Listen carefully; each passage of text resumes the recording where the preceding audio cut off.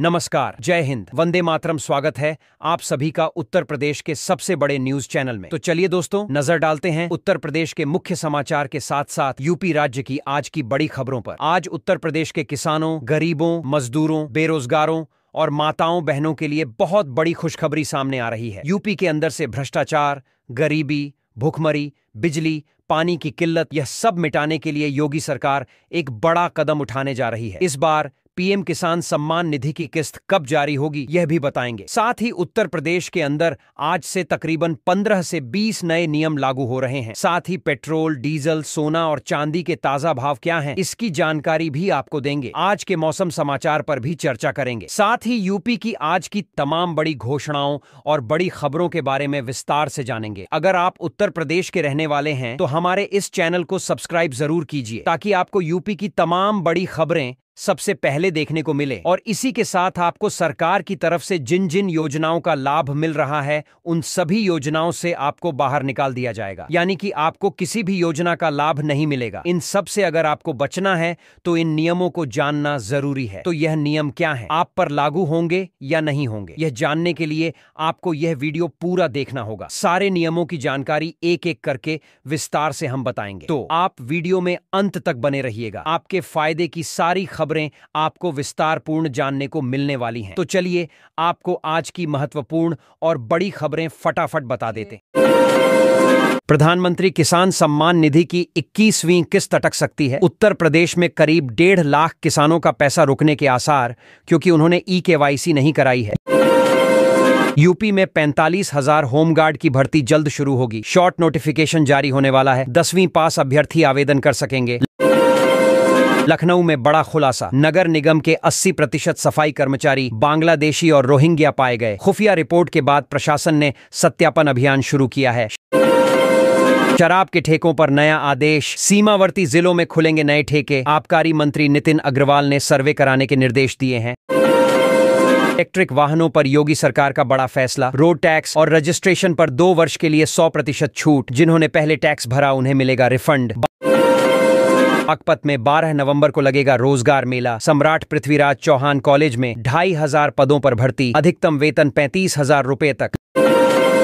लखीमपुर में बनेगा नया ओवरब्रिज। श्री कृष्णा टॉकीज के पास 36 मीटर चौड़ा पुल। नवंबर के अंत तक परियोजना को मंजूरी की उम्मीद। मतदाता सूची अपडेट अभियान शुरू। बीएलओ 4 दिसंबर तक घर घर जाकर वोटर लिस्ट में सुधार करेंगे। छात्रवृत्ति पोर्टल फिर से खुलेगा। तकनीकी गड़बड़ी के कारण 3 लाख छात्र आवेदन नहीं कर पाए थे। शासन ने अब पोर्टल दोबारा खोलने का निर्णय लिया है। सुप्रीम कोर्ट का सख्त आदेश, स्कूलों, अस्पतालों और हाईवे से आवारा पशु और कुत्तों को हटाने के निर्देश। 24 घंटे पेट्रोलिंग टीमें रहेंगी तैनात। पंचायत चुनाव में पुराना आरक्षण फार्मूला ही लागू रहेगा। ओबीसी आरक्षण 5 वर्ष पुराने आधार पर तय किया जाएगा। लखनऊ का विज्ञान पथ हाईवे 6 जिलों को जोड़ेगा। राजधानी से सीधा संपर्क और तेज सफर का मार्ग बनेगा। अयोध्या जन्मभूमि ईदगाह विवाद की अगली सुनवाई 12 दिसंबर को होगी। इलाहाबाद हाईकोर्ट ने नई तारीख तय की है। मेरठ में बदले ट्रैफिक रूट, सड़क निर्माण के कारण सौराख गेट बस अड्डे पर बसों का प्रवेश बंद। अब बसें हापुड़ अड्डा चौराहे से यात्रियों को चढ़ाएंगी। प्रधानमंत्री किसान सम्मान निधि की 21वीं किस्त इस हफ्ते जारी होगी। नवंबर के दूसरे सप्ताह में 2,000 रुपये किसानों के खाते में आएंगे। हरदोई में राशन कार्ड पर सख्ती। 3 लाख कार्ड धारकों ने ई-केवाईसी नहीं कराई तो कार्ड रद्द किए जाएंगे।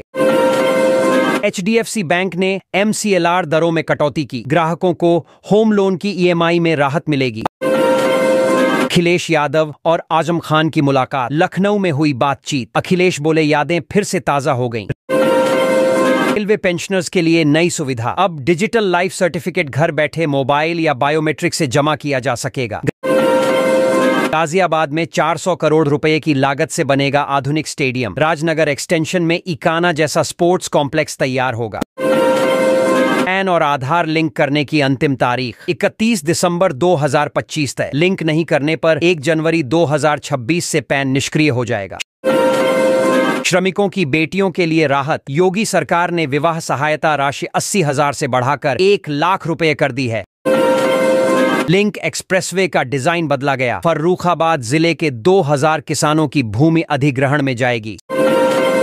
सरकारी कर्मचारियों को बड़ी राहत, वेतन या पेंशन गलती से अधिक मिलने पर बिना नोटिस वसूली नहीं होगी। बिजली उपभोक्ताओं के लिए खुशखबरी, अब स्मार्ट प्रीपेड मीटर किस्तों में लगवाए जा सकेंगे। 8वां वेतन आयोग गठित करने की तैयारी, 27 साल बाद नया वेतन ढांचा बनेगा। रिपोर्ट 18 महीने में आने की उम्मीद। आरटीई के तहत मुफ्त शिक्षा का मौका, 6.5 लाख सीटों पर आवेदन प्रक्रिया नवंबर के अंत तक शुरू होगी।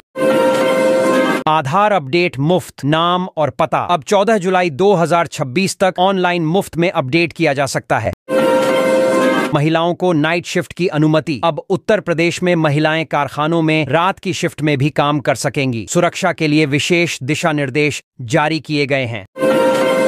राइट टू रिपेयर योजना लागू, अब टीवी, मोबाइल और फ्रिज जैसे उत्पादों की मरम्मत जानकारी उपभोक्ताओं को आसानी से मिलेगी, जिससे खर्च कम होगा। किराएदार सत्यापन जरूरी, अगर बिना सत्यापन वाला किराएदार अपराध करता है तो मकान मालिक पर भी कार्रवाई होगी। इलेक्ट्रिक वाहनों पर 2027 तक छूट, 13 अक्टूबर 2027 तक रोड टैक्स और रजिस्ट्रेशन शुल्क माफ रहेगा। पहले शुल्क जमा करने वालों को रिफंड मिलेगा।